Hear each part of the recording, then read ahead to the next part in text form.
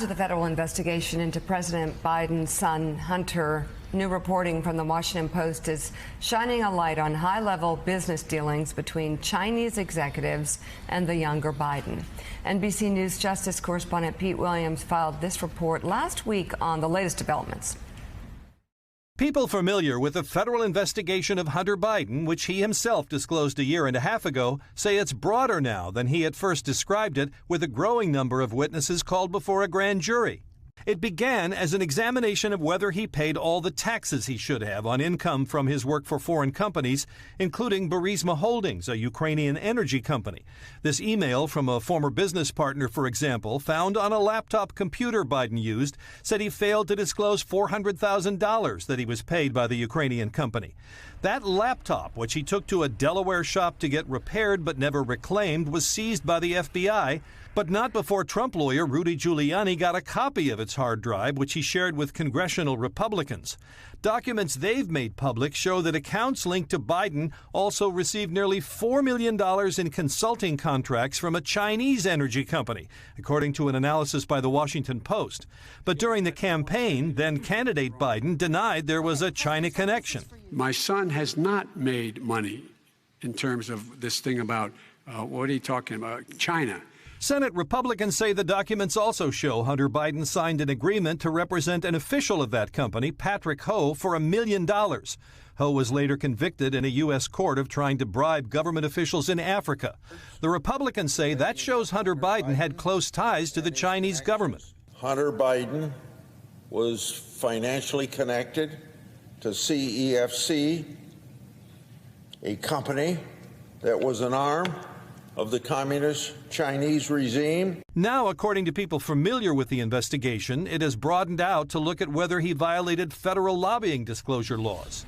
Although many on the right have used this story to accuse the president himself of corruption, the Washington Post writes that it, quote, did not find evidence that Joe Biden personally benefited from or knew details about the transactions with CEFC, which took place after he had left the vice presidency and before he announced his intentions to run for the White House in 2020. So this is the story we brought Dan on for. He's the host of Dan Abrams Live on News Nation. What do you make of first of all, the coverage and sort of the timeline of this and where the right or the left went wrong? Yeah, so I think that there were mistakes on both parts, right? Let's start with the laptop, because that's the thing, the laptop. Yeah. All right? So Rudy Giuliani takes this information, and even Fox News says, this isn't good enough for us. We're not going to go with it. People forget about that Rudy Giuliani actually went to Fox News and they said, we can't verify this. We can't. And why is that? Because he was just giving them essentially the emails, a drive, but without any sort of sense of where it came from or any ability to verify it. Then he brings it to the New York Post and they go with it. Okay. Now, it turns out that it seems that at least a lot of what was on that laptop is true. And here's where the problem is from the left-leaning media perspective, which is, why didn't they make any effort to try to verify it? In particular, the moment that Hunter Biden admits that he's under federal investigation, so now we're in December of 2020, it's really just in the last month or so that the mainstream or the left-leaning media have begun to say, yeah, what was on the laptop, a lot of it really seems to be true.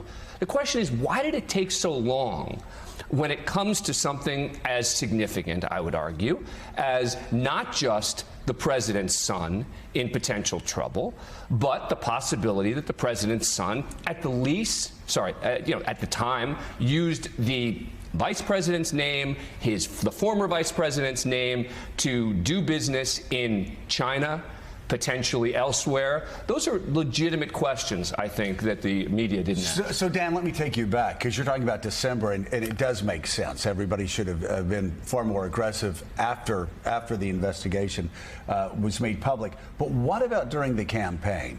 If you talk to Republicans, if you talk to conservatives who are critical of how this was handled, they'll talk about the fact that not only did mainstream media not pick it up, But also, you had bans from Twitter. You had bans. I don't know about YouTube. Yeah. I don't know. But there were social media bans on this being misinformation. What happened? What happened there? What was it? What's the timeline there? Because you said Fox News at first wouldn't run with it. Obviously, the New York Post ran with it early. People were very suspicious. But during the campaign, was there a time when social media, mainstream media, should have more aggressively gone after this? Well, there's no question that it was an embarrassment to the social media giants that this was banned from being shared, right? It was declared misinformation. I mean, there's no question that that's a shameful moment, that they isolated this piece and said, oh, you can't share this. This is disinformation, etc. Because there was no evidence that it was disinformation. Now, it is true that when you think about the story at the time, it sounds insane, right?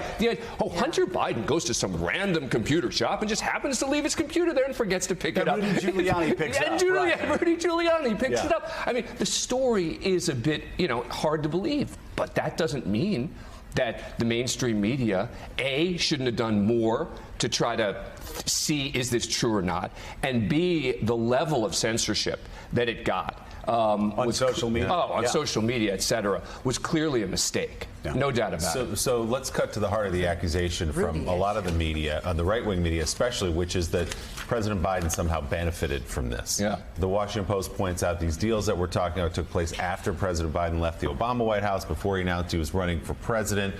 Hunter Biden's around the world throwing his dad's name around, trying to make these deals. Did it influence President Biden as president? Has it changed policy? Is there anything to point to say, yeah, actually, he did put his thumb on the scale for China or for Ukraine or whatever it was? Right. So now this is the problem with what the right-wing media is doing, right? So the left-wing media deserves criticism for the Hunter Biden coverage and lack of coverage. But what many on the right are trying to do is they try and use the term the Biden crime family, the Biden this, and it's like, whoa. Let's be specific about who in the Biden family we're talking about. What do we know?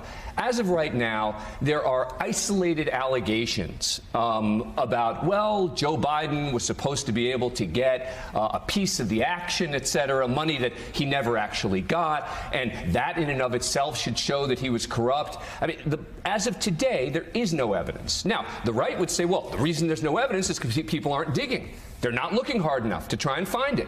And why are they not believing a former business partner of Hunter Biden's who says that the big guy, Joe Biden, was supposed to get a piece of this? Well, the Wall Street Journal was given all of the information.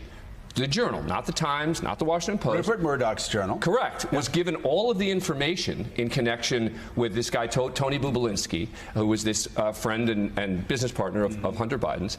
And they came to the conclusion that we don't see anything here which implicates Joe Biden himself. Now, that doesn't mean that the question can't be asked. But don't ask it in a disingenuous way, which is, well, I just am wondering what Joe Biden's role. Well, as of right now, there is no evidence of Joe Biden's role. If you've got some facts, if you want to talk specifics about an email or what do we know, fair enough. But what you're seeing from some on the right-wing media is this effort to kind of lump together Hunter and Joe. And amplify it wildly. And again, like you said, the Biden crime family. The Jenny Thomas Biden crime family being placed on barges outside of Gitmo.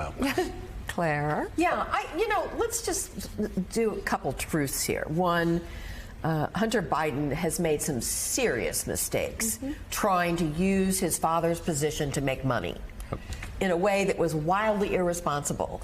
Number two, Hunter Biden himself has said, I am an addict. I had serious substance abuse problems. And by the way, all during this time period. And you can see by the facts of this case, who leaves their laptop at this place in his situation and never comes back to pick it up? Who does that unless somebody is clearly not functioning at a level? And three, Joe Biden loves his son. Now, are those three connected? Yes, but no. And I don't think I think everybody, when they voted for Joe Biden, knew Hunter Biden was a problem. I mean, he's a little bit like when Bill Clinton got elected, right? Everybody knew Bill Clinton was not as pure as the driven snow when it came to his personal life. But they said that's his personal life. And I think when they voted for Joe Biden, they said that's his son. And there's a family in America that doesn't have dysfunction around this issue. Right. And I think that people are being understandably forgiving of Joe Biden because he's not abandoning his son, but I don't think anybody sees him as participating in trying to get money from China or Ukraine while he's preparing to run for the presidency. I mean, if I'm remembering correctly, we asked the questions, but it wasn't amplified as like in the middle of a huge story like right now, you'll see a right-wing, outlet going nuts over Hunter Biden. Yeah. It's amplified completely out of the realm of what's real. And I think that's one of the issues as well, too. I mean, during the election, I remember having conversations with, White House folks and people in the campaign, and really, they're coming after me for asking these questions. So it's not that we didn't ask the questions. We didn't just go crazy blaring them as the lead story. But here's the problem, though. But and then Mike wants to jump in. I understand what you're saying, and I understand clear what you're saying, but it's not about Hunter Biden. It's not about Hunter Biden's problems. What Dan's talking about, and I think what we all need to really examine, it's not Hunter Biden. Because I've always sort of seen it as a Billy Carter situation. It's what the media did do and what the media didn't do. Most importantly, what the media did and didn't do during the end of that election cycle. New York Post comes out with it. They're the only one that comes out with it. And then it is banned on social media. That's bad. It's horrific. That's bad. Because, again, it is, I think we have to, you have to say it. It's a real story. Oh, yeah. Hey, thanks so much for watching our YouTube channel. You can follow up on today's top stories and breaking news, or catch up on your favorite MSNBC shows all in one place. Download the NBC News app today.